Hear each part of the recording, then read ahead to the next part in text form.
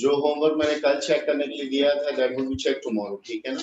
Uncertain class हुई तो जो टॉपिक हमारा रहता था I would be continue that topic, इसके अंदर कुछ चीजें मैं आप लोग को दूंगा, उसकी प्रैक्टिस आप लोग कर लीजिएगा। देखिए जब पैसे मैंने आपको इंटरोगेटिव सेंटेंस का शुरू कराया तो मैंने आपको पहली बात तो ये बता दी कि इंटरोगेटिव दो किस्म के होते हैं, एक हमारे पास कहलाता है सिंपल इंटरोगेटिव सेंटेंस और एक हमारे पास कहलाता है real interrogative. Simple interrogative sentence जो होता है that always start with helping verb, और रियल के बारे में मैंने आपको ये बताया था कि हमेशा डब्ल्यूएच वर्ड से शुरू हो जाता है। अब सिंपल इंटरोगेटिव हो बेटे या रियल इंटरोगेटिव हो, इन दोनों के अंदर कॉमन रूल हमारे पास ये होता है कि जब भी हम उसको पैसिव में कन्वर्ट कर रहे होते हैं ना तो दो रूल इंप्लीमेंट करने हैं। तो पहला रूल जो मैंने आप लोगों को बताया था वो ये बताया था कि first of all what are we suppose to do, हमें क्या करना पड़ेगा, हम पहले टेंस को पहचानेंगे कि विच टेंस हैज बीन गिवन, तो जो जुमला होगा उसका जो टेंस होगा हम पहचानेंगे, and after recognising the sentence, sentence को पहचानने के बाद उस टेंस के पैसिव में जो हेल्पिंग वर्ब इस्तेमाल होता है हम ब्रैकेट में आगे लिख लेंगे ताकि हमें उसके इस्तेमाल करते वक्त आसानी हो जाए।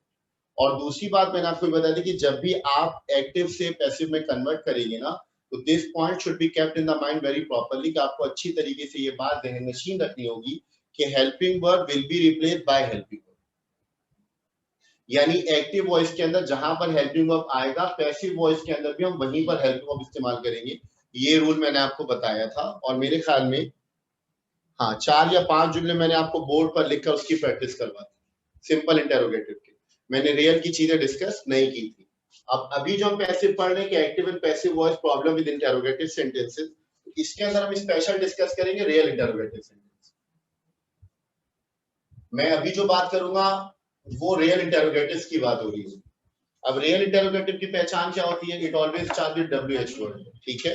अब डब्ल्यूएच की फैमिली के अंदर तो बहुत सारे वर्ड आ जाते हैं बेटे, बट नॉर्मली मैट्रिक लेवल तक जिन जुमलों के पैसिव बनाने की प्रैक्टिस होनी चाहिए या जिन जुमलों के पेपर में दिया जा रहा होता है अबाउट पैसिव वॉइस, तो उसके अंदर कॉमन कौन कौन से वर्ड होते हैं, एक वर्ड होता है हु, दूसरा वर्ड होता है, एक वर्ड होता है व्हाट, ये मैं सीक्वेंस में लिख रहा हूँ, फिर हमारे पास है व्हेन, वेयर, व्हाई और हाउ। ये 6 वर्ड कॉमनली इस्तेमाल होते हैं। whose भी डब्ल्यूएच वर्ड है, whom भी डब्ल्यूएच वर्ड है, how much, how many, how often, ये सब डब्ल्यूएच वर्ड है। लेकिन पैसिव की अगर बात की जाए तो डब्ल्यूएच के अंदर ये 6 वर्ड कॉमनली इस्तेमाल किए जा रहे होते हैं। पहले में लिखा हुआ who, what, when, where, why और how। अब मैंने आपको पिछली क्लासेस के अंदर आई टोल्ड यू पीपल के डब्ल्यूएच से जो जुमला शुरू होता है वो इंटरोगेटिव तो होगा, लेकिन कौन सा वाला इंटरोगेटिव होता है, रियल इंटरोगेटिव। अब डब्ल्यूएच से कोई भी जुमला शुरू होगा हम पहचान लेंगे कि रियल इंटरोगेटिव है। अब जब इसको पैसिव में कन्वर्ट करेंगे तो वो 2 पॉइंट याद रखिए। पहला पॉइंट क्या है, लाइबा, लाइबा नाम है, लाइबा, ये फैन बंद करिए मुझे।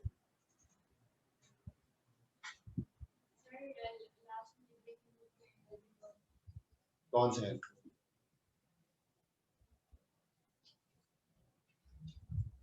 कौन सा है, इधर लेक्चर यहाँ चल रहा है।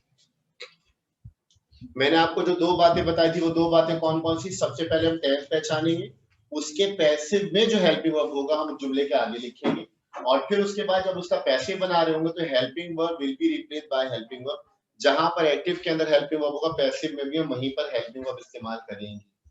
अब यहाँ पर जो मैंने आपको 6 जुमले 6 वर्ड जो लिखे हैं तो याद रखिएगा, देखिए ये बात मैं आपको वो बता रहा हूँ जो शायद आपने 9th क्लास के अंदर नहीं पढ़ी। डब्ल्यूएच के जुमले में भी लिखूंगा ना तो पैसिव तो बना लोगे, और कुछ बच्चे तो ऐसा बनाएंगे कि अंग्रेज भी शायद वैसा ना बना सके, तो मैं उस चीज को अवॉइड करने के लिए बता रहा हूँ। देखिए ये जो हु वर्ड लिखा हुआ है ना हु, और जो दूसरा वर्ड लिखा हुआ है वर्ड, तो याद रखिएगा जिस जुमले के अंदर हु मौजूद होता है बेटे उस जुमले के अंदर सब्जेक्ट मौजूद नहीं होता, ये याद रखिए। अच्छा क्यों नहीं होता, इसका रीजन क्या है, क्योंकि हम पूछते ही सब्जेक्ट के बारे में, यानी who is replaced instead of the subject. और बिल्कुल इसी तरह जिस जुमले में वर्ड मौजूद होता है उस जुमले के अंदर ऑब्जेक्ट मौजूद नहीं होता। क्यों, क्योंकि हम इसके अंदर पूछते ही ऑब्जेक्ट के बारे में। पहले तो ये बात क्लियर कर कि जिन जुमलों के अंदर हु मौजूद होता है, हु वाले जितने भी जुमले होंगे उसके अंदर एक चीज आपको नहीं मिलेगी, वो क्या चीज होगी हमारे पास, सब्जेक्ट, सब्जेक्ट नहीं होता।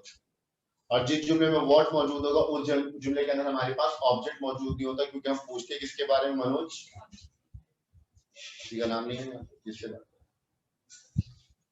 व्हाट डिड आई से, रिपीट द सेंटेंस। इधर हो।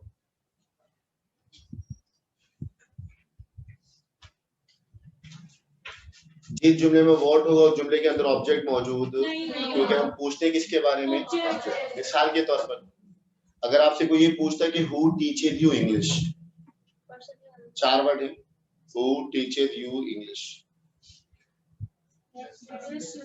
बोले फिर मैंने जुमला कहा who is making that terrible noise, who is making that terrible noise, who WH का वर्ड हो गया, इज हेल्पिंग वर्ब हो गया, making ING form of the verb हो गया, दैट टेरिबल नॉइज ऑब्जेक्ट हो गया, पूरे जुमले में कोई ऑब्जेक्ट मौजूद नहीं है।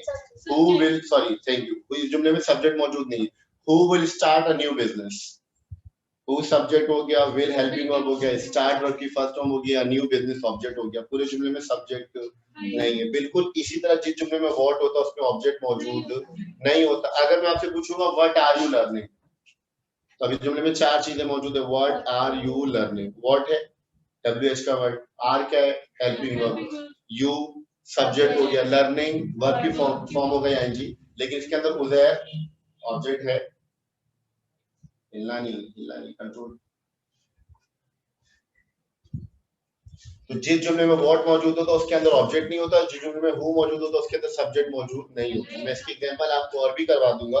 हाँ, ये जो WH के 4 वर्ड है बेटे इसको बगौर देखिए, when, where, why और how, क्या क्या लिखा हुआ है, इसमें सारी चीजें मौजूद होती है। इसके अंदर सब्जेक्ट भी होता है, हेल्पिंग वर्ब भी होता है, वर्ब भी होता है, ऑब्जेक्ट भी होता है, एडिशनल चीजें भी दी हुई। तो अब इनका जब हम पैसिव बना रहे होंगे तो इसका तो बड़ा सिंपल सा मेथड है जो मेथड अप्लाई कर रहे होंगे।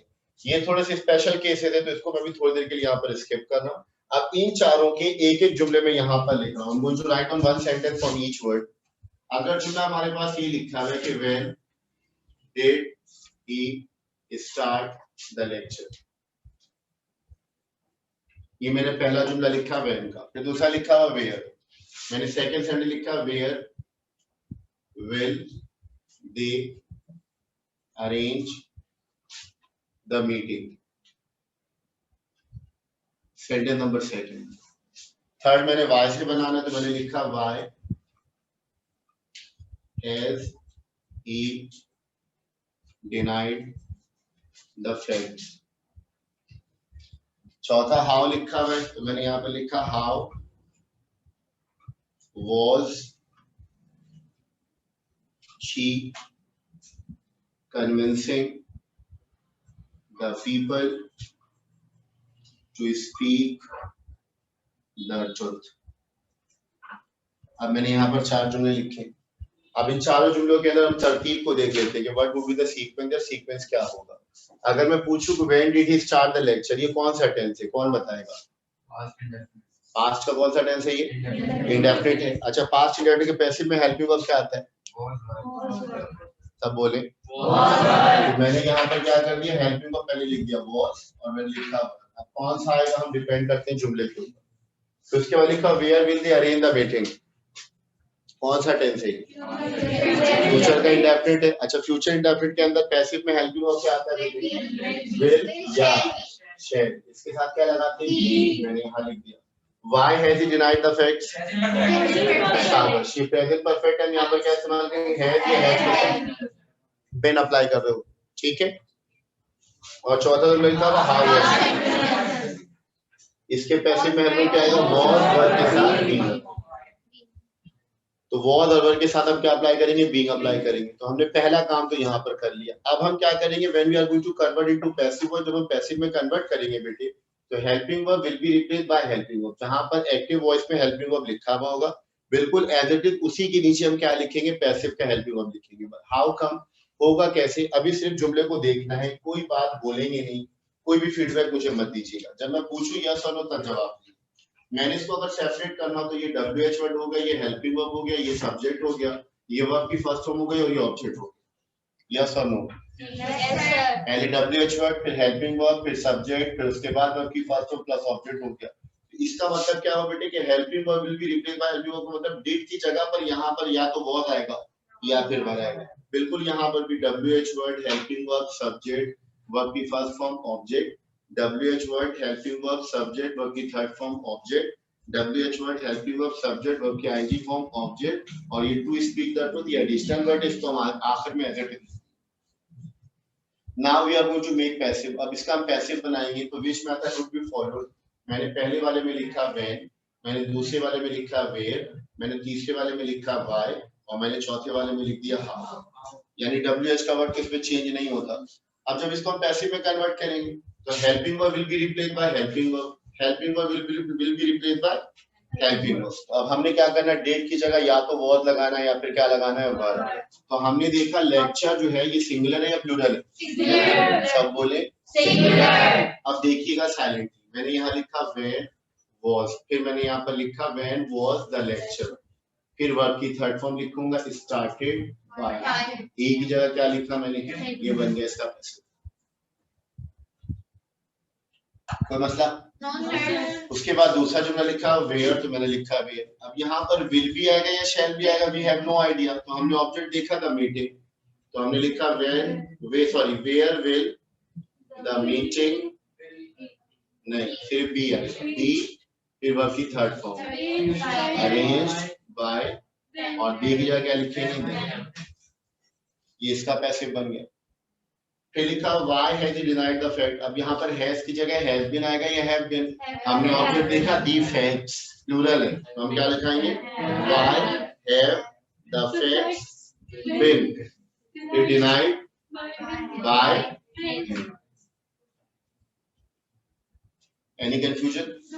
अब मेरा बेटा यहाँ पर वॉज आएगा या वर्बिंग आएगा, क्योंकि हमने हेल्पिंग वहां पर लिखा है, ठीक है।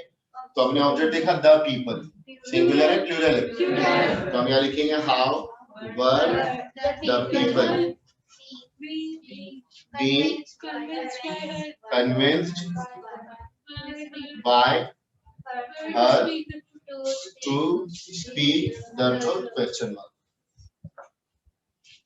कोई सवाल? अब ये चेक करना चाहते हैं कि either the sentence is grammatically correct और नॉट, आप खुद चेक करना चाहते हैं। तो इसका एक आसान सा तरीका पता है क्या, आप जो एक्टिव है ना उसमें से भी पैसिव में से भी, एक्टिव में से भी पैसिव में से भी, एक्टिव में से भी पैसिव में से और एक्टिव में से भी पैसिव में से WH का वर्ड हटा दें तो देखिएगा ये सिंपल इंटरोगेटिव का एक्टिव वॉइस भी होगा, सिंपल इंटरोगेटिव का पैसिव वॉइस भी बना होगा। सिंपल इंटरोगेटिव की क्या पहचान होती है, क्या पहचान होती है, हेल्पिंग वर्ब से शुरू होता है। तो हेल्पिंग वर्ब से जब शुरू होता है तो पैसिव में भी तो helping verb will be replaced by helping verb. आप देखें इन चारों जुमलों में WH का वर्ड हटा दें आप, तो पहला जुमला क्या बनेगा, नहीं पहला जुमला, पहला जो ब्लैक से लिखा हुआ क्या लिखा हुआ, did he start the lecture, तो पैसिव क्या बनेगा, was the lecture started by him. बिल्कुल बना हुआ वैसे। इसमें अक्सर बच्चे गलती कहां पर करते हैं, WH के पास सब्जेक्ट लगा देते हैं, पैसिव बनाते वक्त ना हेल्पिंग वर्ब लगाएंगे, हेल्पिंग वर्ब बाद में लिख देते, सब्जेक्ट पहले लिख देते हैं, ये ग्रामेटिकल एरर होता है, पूरा जुमला गलत हो जाता है। कई बच्चे पैसिव इसका क्या बनाएंगे, पहले वाले का when the lecture was started by him, उनको लगता है ये जुमला ठीक है लेकिन ग्रामेटिकली गलत है। अगर आप जुमला ये लिखोगे ना when the lecture was started by him, तो इसका मतलब ये तो इंटरोगेटिव है but it has become positive, तो आप WH का वर्ड हटा दें तो एक इंटरोगेटिव होगा, एक पॉजिटिव बन जाएगा। अब उससे किया क्या, सिर्फ लेक्चर यहाँ लिख दिया, वाज यहाँ लिखा बस, हालांकि ग्रामेटिकली एक बहुत बड़ा एरर इसमें। फिर लिखा है दूसरा जुमला where will they arrange the meeting, इसमें से वेयर हटा दे तो जुमला क्या बनता है, will they arrange the meeting, और पैसिव क्या बनेगा, will the meeting be arrange by them, वही बना हुआ देख सकते हो। तो ये जो WH के चार वर्ड है इसके अंदर सब्जेक्ट भी होगा, वर्ब भी होगा, ऑब्जेक्ट होगा, सारी चीजें मौजूद होंगी इसके अंदर। इसके पैसिव बनाने में वो जो दो रूल मैंने बताया ना, पहले हेल्पिंग वर्ब लिखेंगे और हेल्पिंग वर्ब को हेल्पिंग वर्ब की जगह लिख देंगे बस। कोई मसला? कॉपी कर इसको, एक मिनट जल्दी जरा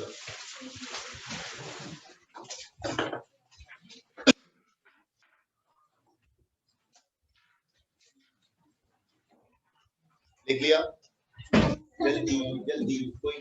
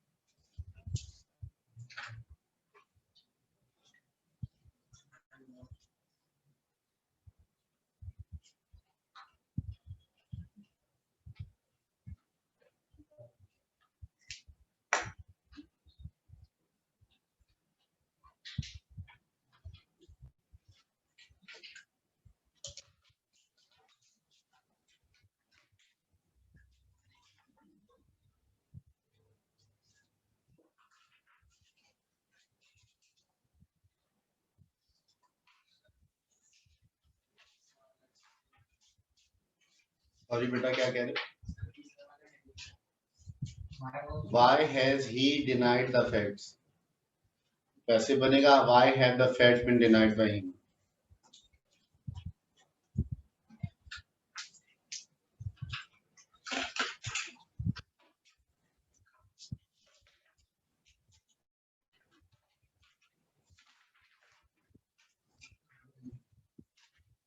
जिन्होंने अगर लिख लिया बेटे वो नोट्स के अंदर पैसिव वॉइस वाला पोर्शन ओपन करेंगे 86 पर है ये अवेलेबल 86 पर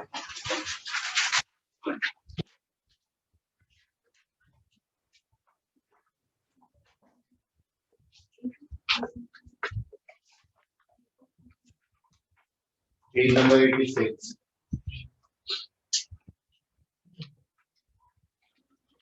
86 पे जो नंबर मैं बता रहा हूँ नंबर को जरा निशान लगा पेज नंबर 86 पे सेंटेंस नंबर 8 पेज नंबर 86 पे सेंटेंस नंबर 8 ठीक है और पेज नंबर 87 8 पर आई सॉरी 88 पर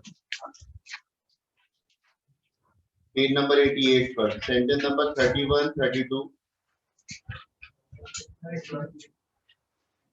88 पे 31 32 33 34 35 बना इसको फटाफट